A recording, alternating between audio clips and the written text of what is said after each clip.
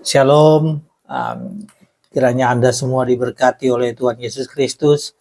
Saudaraku, saya hari ini ingin membagikan tentang buku yang sangat menarik yang ditulis oleh seorang hamba Tuhan, salah satu pendeta, salah satu dosen teologi dan penulis yang utama di Indonesia.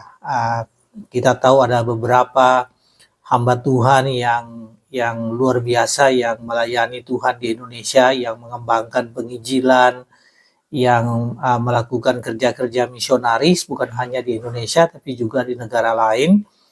Dan hamba Tuhan yang saya maksudkan namanya Dr. Peter Wongso, dan beliau adalah penulis dan dosen, rektor dan pengajar, pengkhotbah yang begitu banyak bukunya yang ditulis ya. Dan salah satu buku yang beliau tulis adalah buku ini yang judulnya Hamba Tuhan dan Jemaat Kristus yang Melintasi Zaman, Dr. Peter Wongso. Nah, Bapak Ibu saudara sekalian, buku ini ditulis pada tahun 1997. Mulai dikumpulkan. Jadi sebetulnya buku ini adalah semacam sintesis dari beberapa paper lepas. Jadi semuanya ada 12 judul, kemudian dirangkum menjadi satu buku yang judulnya tadi ya, Hamba Tuhan dan Jemaat Kristus yang Melintasi Zaman. Sebetulnya buku ini semacam refleksi dari pelayanan beliau, Dr. Peter Wongso, selama bertahun-tahun di Indonesia bahkan di seluruh dunia, karena beliau juga memberikan kuliah di berbagai seminari penting baik di US, di Eropa, di Australia, di Asia, di Filipina, ya, di Malaysia, Singapura. Jadi semacam refleksi dari pelayanannya ya. Dan kemudian beliau sebutkan bahwa dirinya adalah seorang hamba Tuhan yang melayani ya, berusaha menjadi hamba Tuhan yang melayani dengan baik. Buku ini seperti tadi saya sebutkan 12 bab dan 271 halaman ya. Nah, siapakah Peter Wongso? Peter Wongso ketika beliau menulis buku ini atau ketika buku ini dirangkum ya, beliau adalah pimpinan atau ketua dari SAAT, Seminari Alkitab Asia Tenggara di Malang, tetapi punya pelayanan yang sangat panjang. Ya, Peter Wongso sejak tahun 1955 melayani di Asia Tenggara, di Australia, Amerika. Pada tahun 76 meraih gelar MA dalam bidang misi dari Fuller Theological Seminary USA. Tahun 1981 meraih gelar Doctor of Trinity dari Theological Seminary USA, ya, doktor di Trinity Theological Seminary USA. Beliau pernah menjabat rektor di SAAT Malang pada tahun 1988.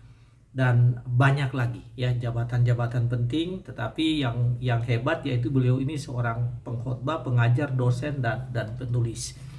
Nah, buku ini menjelaskan siapakah ya itu hamba Tuhan yang berhasil. Jadi beliau katakan bahwa beliau berusaha untuk menjadi hamba Tuhan yang berhasil dan mengajukan semacam kriteria tentang hamba Tuhan yang berhasil. Yang pertama yaitu dia yang memiliki motivasi yang tepat dalam membimbing orang lain untuk bertemu dan percaya kepada Tuhan Yesus. Memiliki motivasi yang tepat dan membimbing orang lain untuk percaya pada Tuhan Yesus. Dia yang melaksanakan kehendak Allah dengan sungguh-sungguh. Dia yang dewasa dalam tekad dan komitmen. Jadi meskipun ada banyak masalah, banyak pergumulan, tapi dia dewasa dalam tekadnya, dalam komitmennya untuk menjadi hamba Tuhan, untuk menjadi orang percaya, untuk menjadi pelayan Kristus. Dan dia yang setia dalam waktu pendek maupun dalam jangka waktu panjang. Nah, menurut beliau kadang-kadang disebut sebagai seorang hamba Tuhan, tetapi hanya setia atau taat atau serius mengikuti Tuhan hanya pada periode waktu tertentu, sementara banyak periode atau masa lainnya di dalam kehidupannya dia tidak sungguh-sungguh mengikuti Tuhan. Sehingga beliau katakan bahwa seorang hamba Tuhan yang berhasil diantaranya itu dia yang setia baik dalam waktu pendek, baik dalam pelayanan yang singkat maupun dalam waktu panjang atau dalam pelayanan yang panjang. Nah, Bapak Ibu, saudara-saudaraku, Peter Wongso ini sangat, tadi seperti saya sebutkan, dia seorang penulis. Jadi dia sangat mengutamakan pelayanan literatur. Jadi selain berkhotbah, selain mengajar, selain ya tentu saja menjadi dosen, memberikan ceramah dan memimpin kampus, ya, beliau juga seorang penulis yang sangat produktif. Sampai pada tahun 2021. Jadi ini kira-kira ya 2001 ya. Jadi kira-kira 20 tahun yang lalu, sampai 20 tahun yang lalu itu Dr. Peter Wongso telah menulis 49 diktat. Ya, Anda masih ingat kalau zaman dulu mahasiswa itu, dosen-dosen biasanya membuat diktat. Tapi 49 diktat dalam bidang teologi ini menjadi buku. Jadi 49 buku yang berasal dari diktat. Kemudian beliau menerjemahkan 23 buku, baik terjemahan dalam bahasa Inggris ke Mandarin maupun bahasa Inggris ke bahasa Indonesia. Kemudian beliau menulis 29 buku dalam bahasa Indonesia. Yang di samping diktat yang 49 itu, beliau juga menulis 29 buku dalam bahasa Indonesia.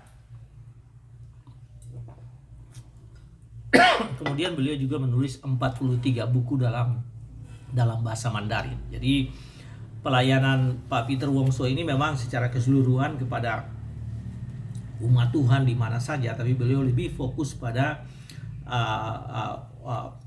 umat atau orang-orang yang berlatar belakang Tionghoa.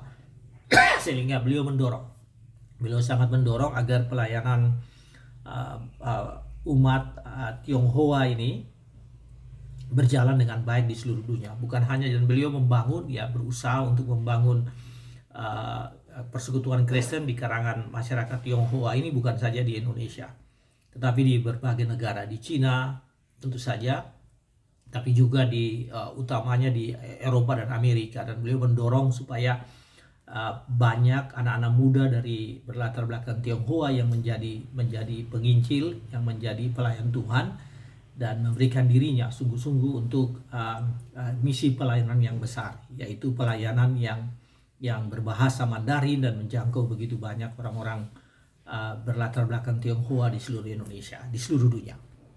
Nah, saudaraku, saya mendorong Anda memiliki buku ini. Tadi saya sebutkan saya membeli buku ini pada tahun 2012, jadi sudah cukup lama saya membeli buku ini.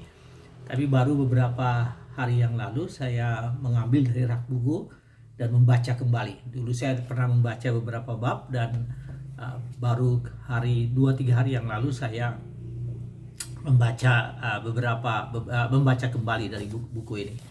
Anda bisa lihat ini salah satu subbab, bab 12 ini judulnya Pengabdian Total Seorang Hamba Tuhan. Ada satu juga buku yang sangat yang menarik, satu bab yang sangat menarik.